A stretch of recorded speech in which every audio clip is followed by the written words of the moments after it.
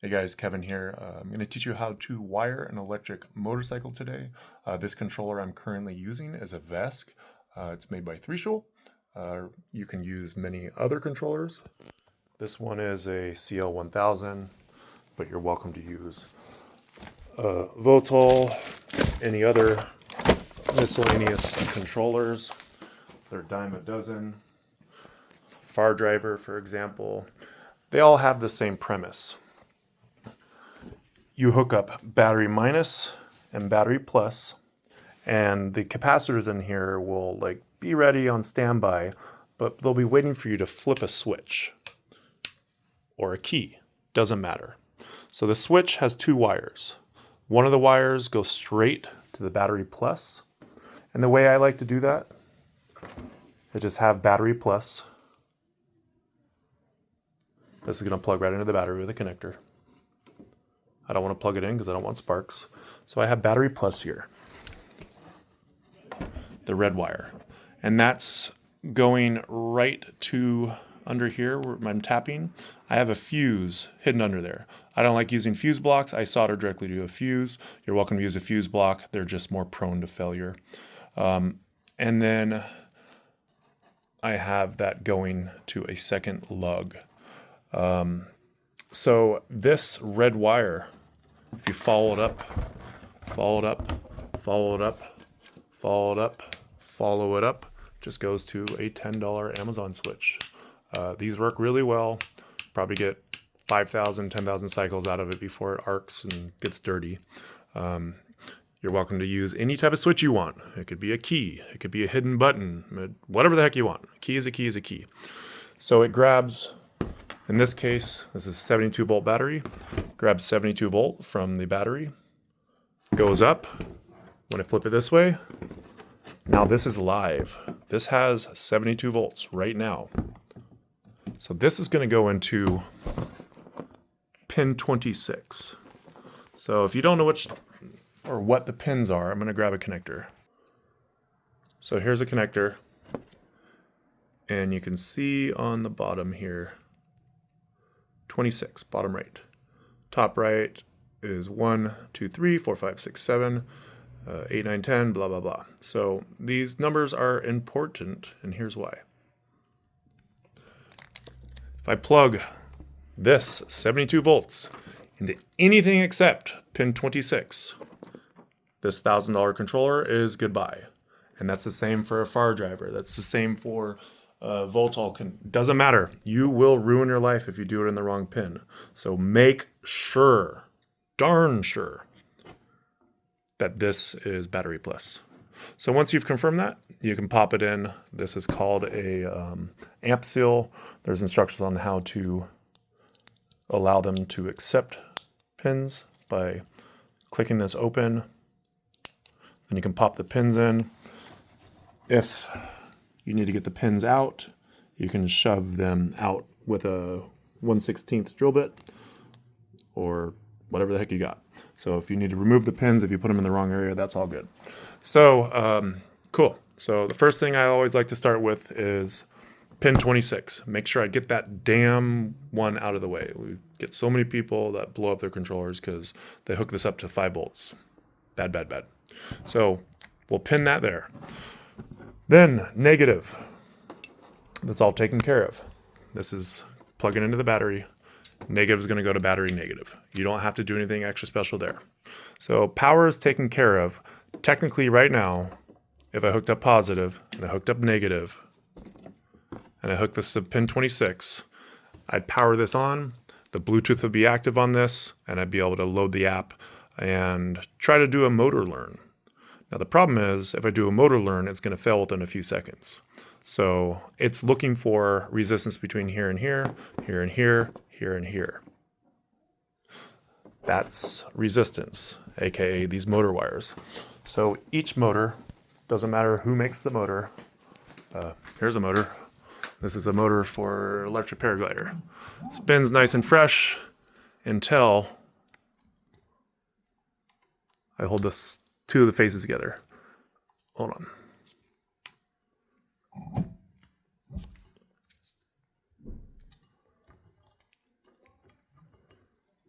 Drop. All right, this will be fun.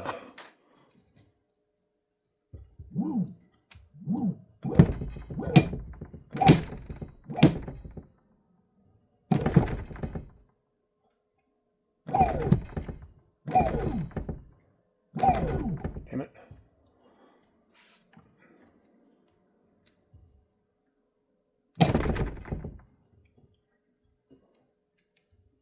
Where's my helper when I need him? Anyways, that's a motor acting as a generator. So what we're doing is exactly the opposite of that. So this creates, it goes A, B, A, C, B, C, B, A, boo, doo, doo, and it just goes back and forth. There's a sinusoidal wave. This is AC power right here.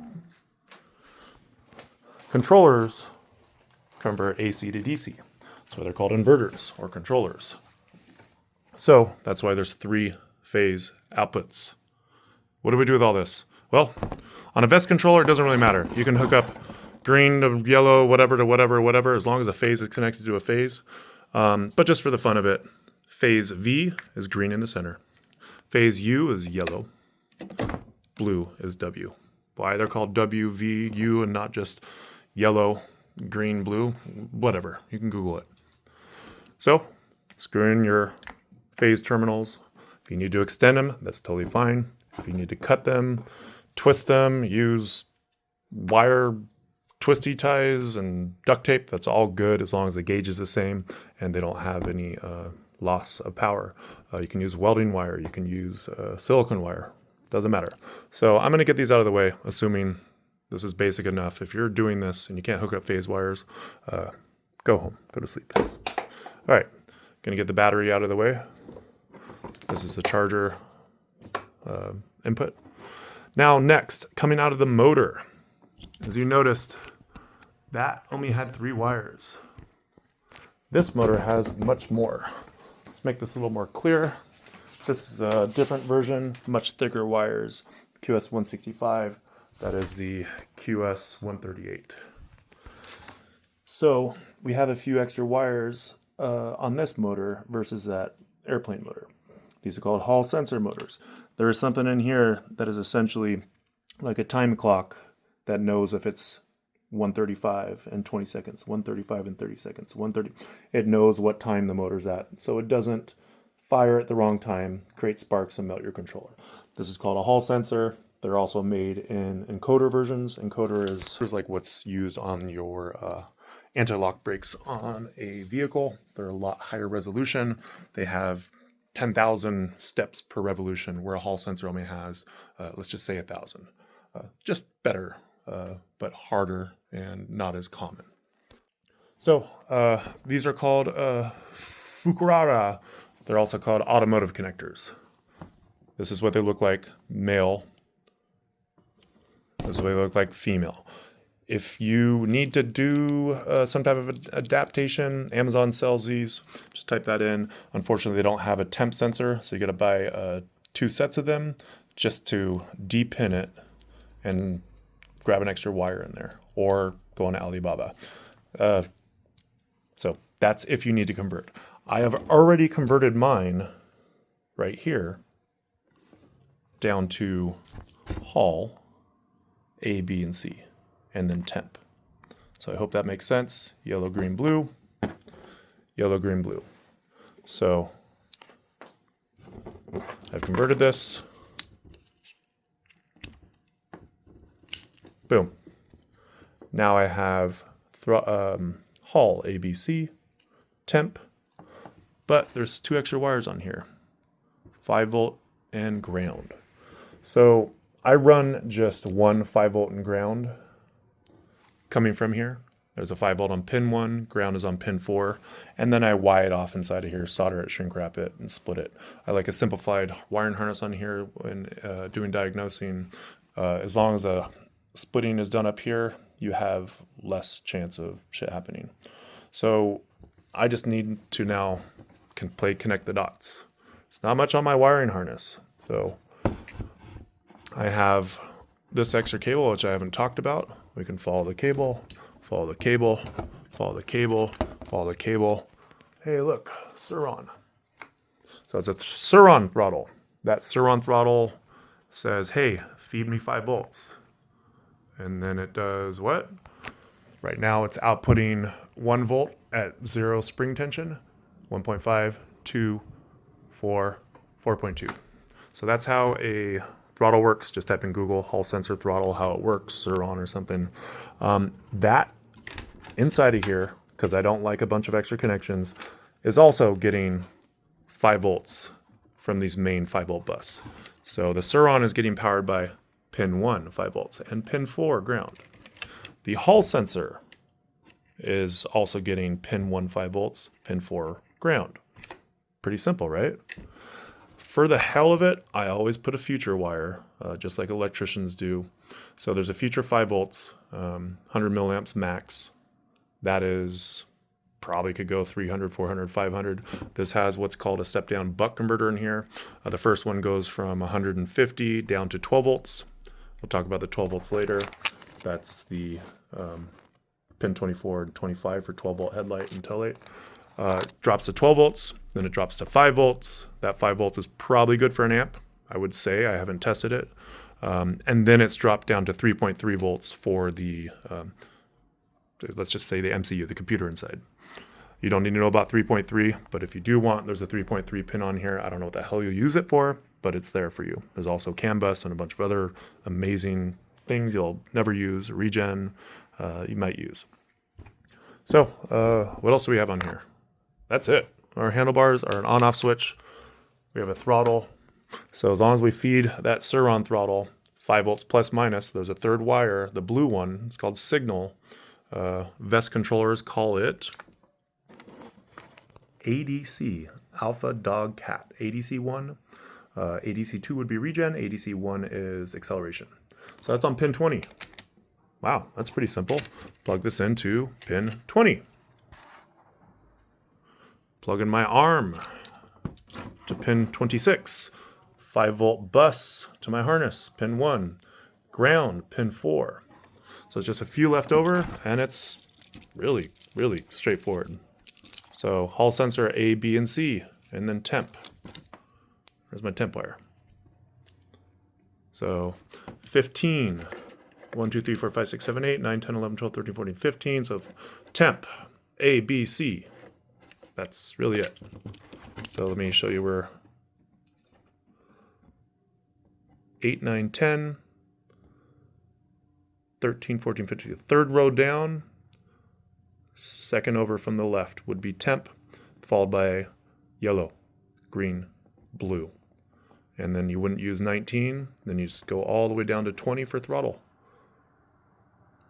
Then you're going to go to 24 for positive, 25 for a switched ground, 26 for the key ignition. Be careful of that one. That is the one that'll blow up.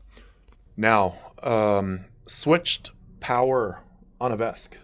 If you have the need for a fan or you want to have a delayed anything, they give you the option of doing low side switching, which is basically a computer switching the ground on and off.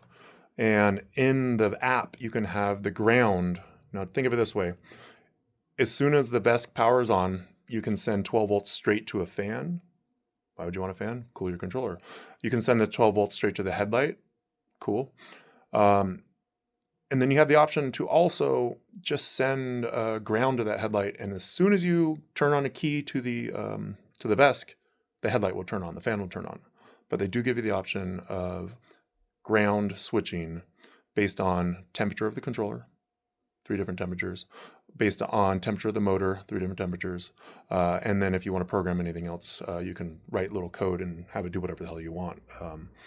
Or you can just grab any ground. There's a few extra ground pins on that on here. You can also grab ground from pin 4 and just get yourself another handlebar switch. So then you have 2 handlebar switches.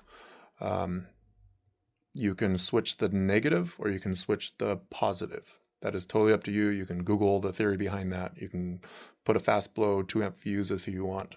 I am using a 2.7 amp fan. And that's because I have this mounted in here. You can also mount controllers up in here. You can mount a controller really wherever you want. But these fans are 25 bucks. They're Deltas. They're probably Delta China ripoffs. They are loud and they sound like turbines, but it makes this drop 20 Celsius in just a few minutes. So once the temperature of this heatsink, which has a thermostat hooked up to the brain on this, once this reaches, I set it in the app, 50 degrees Celsius, basically 120 degrees, this fan will just all of a sudden boot up. And then once it drops below 50 Celsius, this will shut off. So that's one last thing you can use. That's really it. I don't know what else to talk about here, because that's all you have to do to hook up an electric motorcycle. So you can add a regen if you want. You can add a headlight if you want. You can add a tail light if you want. You can grab the positive or the negative from the tail light and put it on a pressure sensitive switch or a mechanical switch for the brake lever. You can hook up a display. You can do whatever you want. There's so many different options with VESC, but this is bare bones, as simple as you can make a VESC hookup. And on the subject, this is a QS138. These are Lithium King mounts. This is a battery from a totally different motorcycle, 72 volt, 60 amp hour. To make it work, I just made some quick mounts. Screws on the bottom, made a bracket on the top, made a bracket on this side. This thing is not moving. I don't know why I have a 2x4 in there. Oh, I was using that one mocking up. I forgot about that. I guess I left it in there forever. I'll just pop that out. Cool. Long-winded video, but this might be immensely helpful for someone. I know when I started, I didn't have a damn clue what I was doing 20 years ago. So there you go. Peace.